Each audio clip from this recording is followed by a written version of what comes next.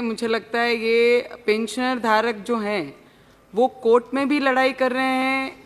आपको भी मिलके आपसे भी लड़ाई कर रहे हैं, बहुत सारे आंदोलन भी उन्होंने किए हैं जिसमें बहुत सारे डिपार्टमेंट्स में वो मजदूर काम कर चुके हैं। पीएसयू कंपनीज हो गई, प्राइवेट कंपनीज हो गई, मंडियों में काम करने वाले कामगार हो गए, स्टेट ट्रांसपोर्टेशन में काम करने वाले कामगार हैं। ऐसे बहुत सारे वर्कर हैं जिनकी पेंशन के लिए वो लेबर मिनिस्ट्री से बहुत सालों से बातचीत कर रहे हैं, अपने मुद्दे रख रहे हैं, अपने प्रॉब्लम्स रख रहे हैं। कोई 60 इयर्स हो गया है, कोई 65 हो गया है, कई लाख तो उसमें से जिनका निधन भी हो गया है। ऐसे लोगों ने अपनी अपनी प्रॉब्लम्स बहुत बार इनके पास रखी हुई है, वो सिर्फ अपना हक मांग रहे हैं। आज हम लेबर मिनिस्ट्री के द्वारा कामगारों के लिए बहुत अच्छा बिल लाए हैं। इस बिल को हम सपोर्ट भी करते हैं और सपोर्ट करना भी चाहिए, क्योंकि मजदूरों के वजह से आज देश में जितने भी बड़ी कंपनियां, जितने भी मजदूर काम कर रहे हैं, शायद उनके वजह से बड़े बड़े उद्योग आज मजबूत हो सके हैं। तो इसलिए ये ऐसे बिल लाना बहुत ज़रूरी है और इनके लिए फैसिलिटीज़ जो ला रहे हैं,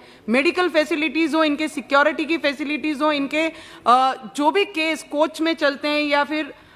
डिस्ट्रिक्ट लेवल पे केस चलते हैं, उसके लिए ये केस ऐसे बिल लाना बहुत ज़रूरी है। और मैं आपसे विनती करूंगी अध्यक्ष महोदय, आपके माध्यम से मंत्री महोदय को, जिन पेंशनरों को महीने के 100 से लेके 500 रुपये पेंशन मिलती है, मुझे आप बताइए कि 500 रुपये में, 100 रुपये में, 200 रुपये में, 350 रुपये में उनके दोनों बुजुर्गों का क्या गुजारा हो सकता है? और बल्कि जहां पर सरकार के पास इनके ही पैसे दिए हुए EPS 95 के खाते में 5 लाख करोड़ फंड आज तक जमा है, और उसके बावजूद इन वर्करों को मिनिमम ऑफ पेंशन ये मांग रहे हैं, जहां पर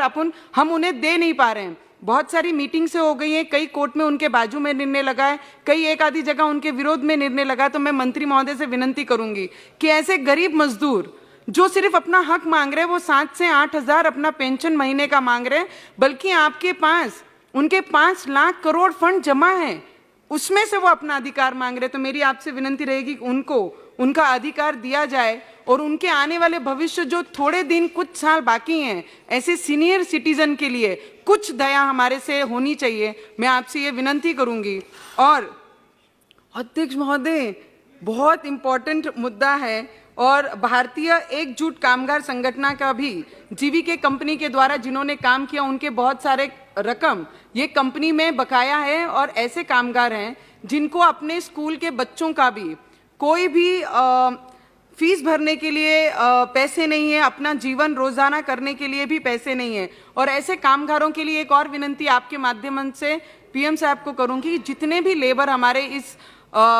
देश में रहते हैं, उन्हें हर लेबर को ये प्राइम मिनिस्टर आवास योजना जो है घरकुल की, घर की, उन्हें इसमें ऐड करके हर लेबर को उन्हें घर दिया जाए, घर प्रोवाइड किया जाए, इतनी आपसे विनती है। और एक जब ऑनर और कंपनी में काम करने वाले लेबरों की जब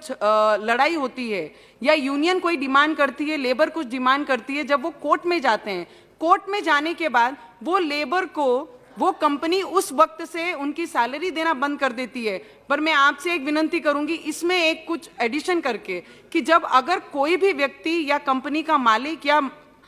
मजदूर अगर कोर्ट में जाता है, तो उनकी सैलरी, उनकी पगार वो मजदूर की बंद नहीं किया जाए, इसमें जरूर विचार करना चाहिए, क्योंकि आने वाला भविष्य पे उनकी बहुत सारी चीजें निर्भर हैं।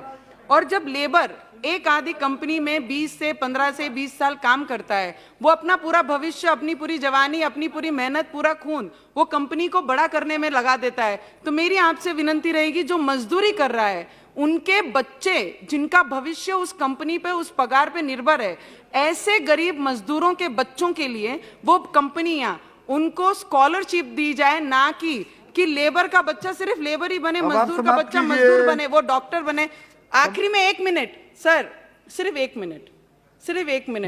उन मजदूरों के बच्चों के भविष्य के लिए भी हम कुछ बात कर पाए। और जब सब कॉन्ट्रैक्ट होता है सर, मैं आपके लिए शायद ये बिल में ना ऐड हुआ हो, पर मैं आपसे एक रिक्वेस्ट करना चाहूंगी, जब सब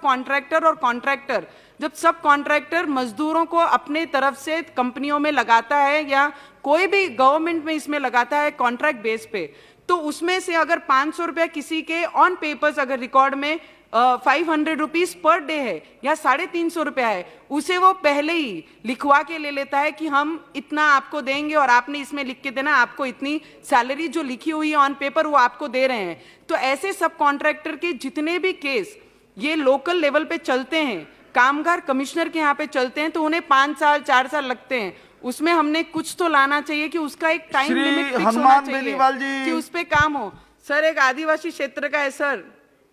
अध्यक्ष महोदय जी, सभापति महोदय, अध्यक्ष महोदय जी, आखिरी सभापति 30 महोदय, सेकंड, समय हो गया है। आखिरी का 30 दो वाक्य बोलिए आखिर के प्लीज। आखिरी का 30 सेकंड है।